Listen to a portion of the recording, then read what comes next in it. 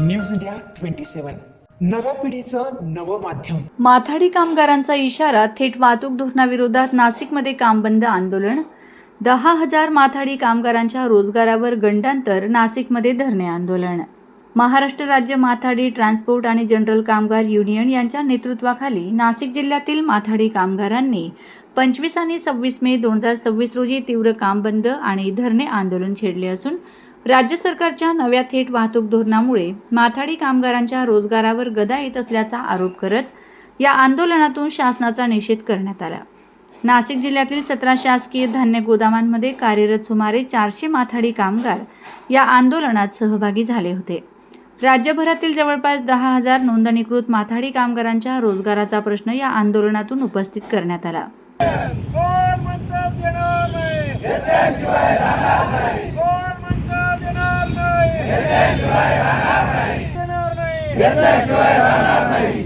आमच्या मागण्या मान्य करा।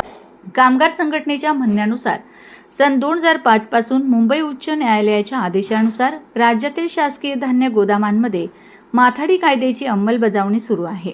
तसेच सन 2023 मध्ये शासनाने हमाल कंत्राट निश्चितीबाबत काढलेल्या निर्णयामध्ये माथाडी कायद्याच्या अटी शर्ती लागू करण्यात आल्या होत्या। त्यामुळे माथाडी कामगारांना नियमित मजुरीसह विविध कल्याणकारी लाभ मिळत होते।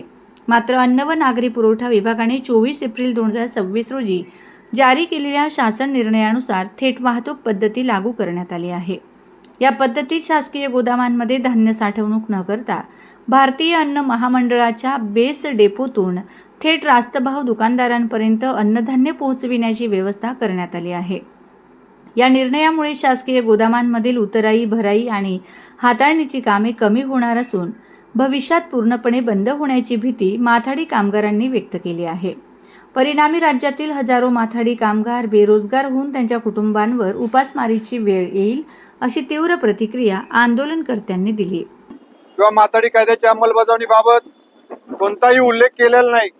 त्यामुळं नाशिक जिल्ह्यातील जवळजवळ 17 शासकीय गोदामातील 400 माथाडी कामगार याच्यासह राज्यातील 10,000 माथाडी कामगार नोंदीत होणार आहे। आज मालक वर्ग माथाडी कायदा नको आहे म्हणून आपल्या पद्धतीनं त्याला बंधन घालत आहेत, परंतु जो मायबाप सरकार आहे ते सुद्धा या माथाडी कामगारांना माथाडी कायदा पासून वंचित ठेवण्यासाठी शासन निर्णय निर्गमित केलेला आहे। त्याच्यामुळं आमचे कामगार ज्यांचं आज सुखानं संसार चाललेला आहे, त्यांना मिळणारी मजुरीवरती आज त्यांच्या कुटुंबाची उपजीविका चाललेली आहे। आणि जर हा शासन निर्णयामध्ये बदल जर नाही झाला तर या कामगारांचं आणि त्यांच्या कुटुंबियांच्यावर उपासमारीची वेळ येणार आहे। त्यामुळं आजचं आंदोलन शासनाचं लक्ष वेधण्यासाठी केलेलं आहे आणि शासनानं याकडे लक्ष देऊन या शासन निर्णयात योग्य ते बदल करून माथाडी कामगारापूर्वत जे कार्यरत कामगार आहेत त्यांना काम देण्यात यावं, त्यांची मजुरी वेळच्या वेळी माथाडी मंडळात जमा करावी, अशा आमच्या मागण्या आहेत आणि त्या मागण्या ते पूर्ण करतील अशी आम्हाला अपेक्षा आहे। उद्या माननीय मंत्री महोदय छगन भुजबळ साहेब यांच्या अध्यक्षतेखाली शासन दरबारी बैठक आहे।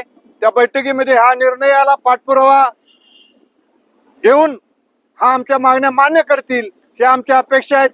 आणि यासाठीच शासनाचं लक्ष वेधण्यासाठी हे आमचं धरणे आंदोलन आहे आणि ते पूर्ण व्हावं हीच आमची इच्छा आहे। नाहीतर आम्हाला उग्र आंदोलन केल्याशिवाय आम्हाला पर्याय उरणार नाही आणि यासाठी हे लक्ष ठेवून आम्हाला न्याय मिळवून द्यावा हीच अपेक्षा आहे।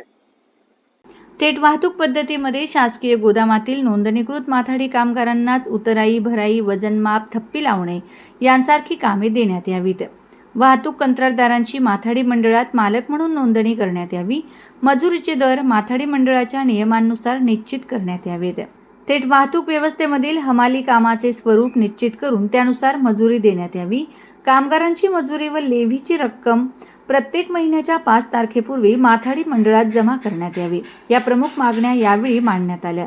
या धरणे आंदोलनात माथाडी कामगार युनियनचे सेक्रेटरी सुनील यादव तसेच कामगार प्रतिनिधी सोमनाथ लबडे आणि अनिल कुंदे यांच्यासह जिल्ह्यातील 17 शासकीय गोदामांमधील मोठ्या संख्येने माथाडी कामगार उपस्थित होते।